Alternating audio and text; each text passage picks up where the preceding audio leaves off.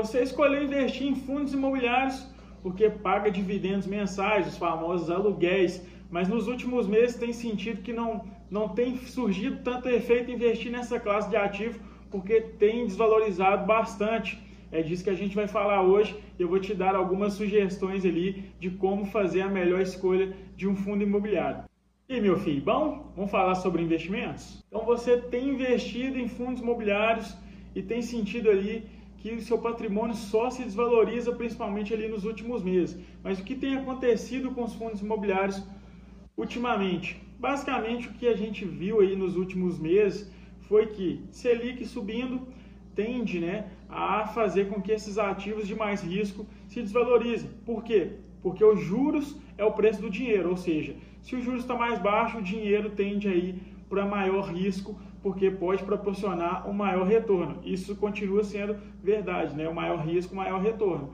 E quando a taxa de juros sobe bastante, o dinheiro tende a ir para ali investimentos menos arriscados, porque a taxa de juros está muito alta, e o investidor faz aquela conta básica de que faz mais sentido deixar ali na renda fixa, deixar ali em investimentos mais tradicionais, menos voláteis, porque está pagando uma boa taxa de juros. Então é isso que tem acontecido com os fundos imobiliários e isso é um dos principais fatores aí que está fazendo as cotas dos fundos ali caírem bastante. E também a gente tem a questão ali do governo pressionando bastante sobre a questão da tributação dos dividendos, que hoje é isento para a pessoa física. Isso aí ainda está em pauta. A gente teve o veto do governo, mas conversas aí, há possíveis lobbies que podem ser feitos para poder derrubar esse veto e os fundos voltarem a ser isentos, assim como era antes desse veto aí do governo nos últimos dias.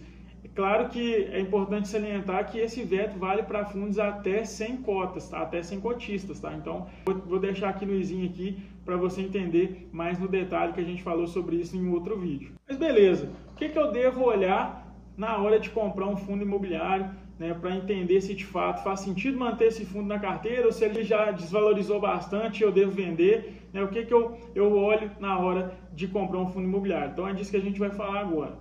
Então, na hora de comprar um fundo imobiliário, é interessante você prestar atenção em 6 fatores aí para você entender melhor como que funciona esse fundo imobiliário. E essas dicas aqui são principalmente para fundos de tijolo, tá? Depois dessas 6 dicas aí, a gente vai falar ali um ponto relevante para fundos de papel, que é importante você ter bastante cautela nesse momento de alta de juros, porque pode ser que as empresas não consigam honrar ali com o seu compromisso financeiro feito ali dentro do fundo, beleza? Então, primeira coisa para você observar quando você vai comprar um fundo imobiliário de papel, a taxa de vacância.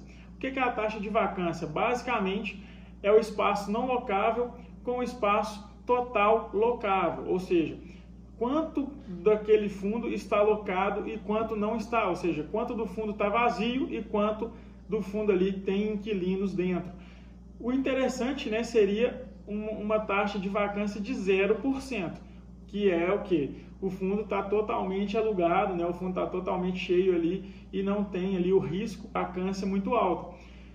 Mas você pode ter para si ali um número interessante, aceita uma vacância de até 10%, aceita uma vacância de até 15%. Isso vai também muito de encontro ali do tamanho do fundo. Se o fundo tem 20, 15 imóveis ali que compõem a carteira, 10% é um imóvel de algumas salas, vamos colocar assim, se é um imóvel de salas corporativas. Se é um imóvel ali de galpão logístico, são 10 galpões, um galpão está vazio, tá ok? Então isso aí você vai se moldando ao longo dos anos também.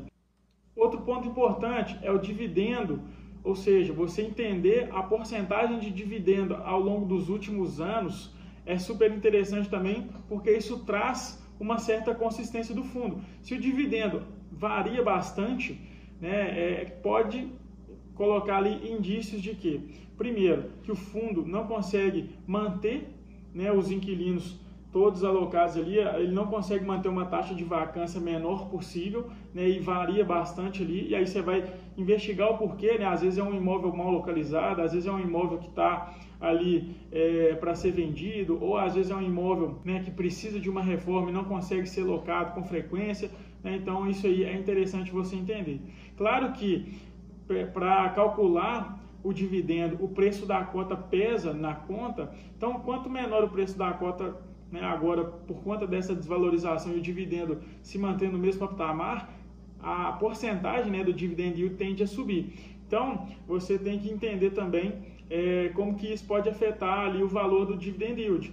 Mas, para você entender essa questão de que o dividendo é recorrente, o dividendo se mantém ali num patamar interessante, busque olhar ali, né, quanto que ele paga, ou seja, se sempre pagou ali, vamos supor, né, 80 centavos por cota ao longo do tempo, quer dizer que esse fundo mantém ali uma certa recorrência de inquilinos, consegue fazer uma gestão interessante nesse sentido. Então, segundo ponto aí, o dividend yield. Terceiro ponto, que é muito interessante, e eu acho que é um dos principais fatores aí na hora da compra do seu fundo imobiliário, é o preço sobre o valor patrimonial por cota. Aqui, quanto mais próximo de mais próximo do valor justo esse fundo está. Por quê? Quanto mais próximo de essa conta dá, né, do preço sobre o valor patrimonial por cota, quer dizer que o valor patrimonial, né, está sendo refletido no valor da cota exatamente. Ou seja, deu é porque o preço da cota, né, os acionistas entendem que vale exatamente o valor patrimonial do fundo. Se está menor que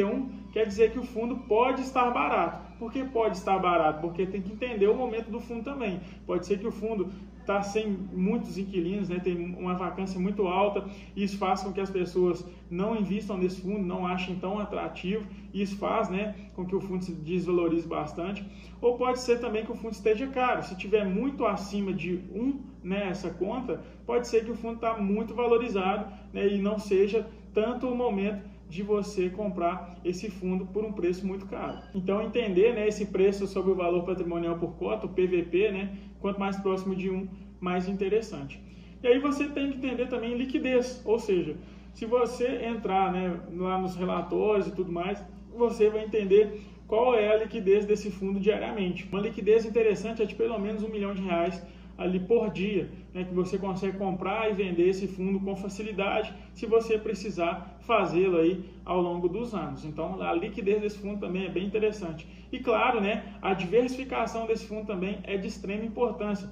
Fundos de tijolos, né, é muito importante ali o fundo ter uma carteira bem diversificada, para que se algum imóvel der algum problema, não saia do jogo esse fundo imobiliário. Ah, João, quanto que é interessante? Pô, interessante ali até uns 10, 15% de um imóvel, né, ser ali representado na carteira. Ah, João, e fundos imobiliários monoativos? Estude bastante esse fundo, entenda o case e, se fizer sentido, você pode alocar, é claro, né? Nada te impede de alocar nesse fundo, mas a cautela aqui é muito maior do que um fundo que tem uma carteira muito diversificada.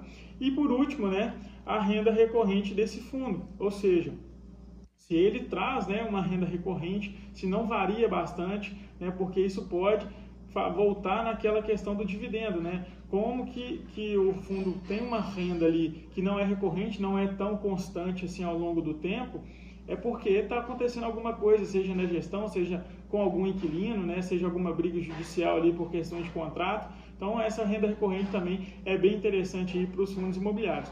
E aí, falando sobre fundos de papel, nos fundos de papel, é claro que é interessante você entender o tipo de crédito que esse fundo vai fazer ali, vai emitir, né?